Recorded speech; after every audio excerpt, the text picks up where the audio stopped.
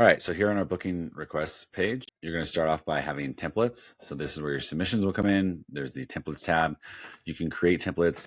If you don't have one, you can go to new template. You can click load our PadPulse default template. This one's super in-depth. Honestly, most people probably don't need all this information, but you could simply start off here as a good starting point. You then can come through and delete any information that maybe you don't care about.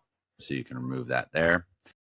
Within all of these, you can set conditional formats. Example might be if you want to say only show ask for their mobile if their email is at Gmail for some reason, and you can say this is required when it's available. You can add additional conditions if you had multiple of when you want that to show up. If you like to not have all of your items on one page, you can add pages and click additional pages or remove pages, and you can simply move a question or one or more to another page. You can always override branding. So there's a branding on the prior page, which I'll show you in a second. But if you wanted to have a unique branding for this specific form, you could do that, and you could change your brand name, your color.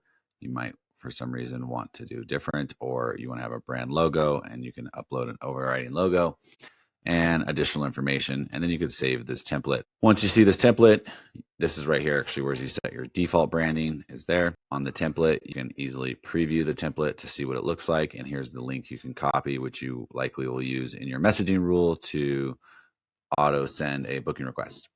Here you can see your form and how it's unique. There's a lot of different functions. You can check out the different video recording features, which will record a video that makes them say, record. Maybe you ask questions about, tell them about themselves. When it comes to uploading, I upload stuff. Or you can make them take a picture as an example and consent to a background check.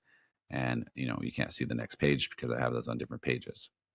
But there's a lot of different customization features that you can do within your templates. These are all the different feature types.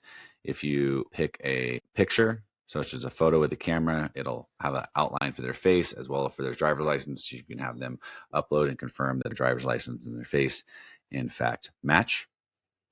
And that's pretty much everything. You can have these different forms you would then use to, if you wanted to send different forms for different properties, you would use these in conjunction with message rules. So you set up a message rule to go out for booking requests to specific properties, and then you just use the appropriate link that you want for those properties. Submissions will automatically come in here. You'll be able to click easily review them and hit approve or reject, which depending on when you're watching this will automatically do so on PadSplit. It'll tell you that where you're going to click it, or it's just an internal note and then you have to manually do that on PadSplit. That's pretty much everything you have for booking requests.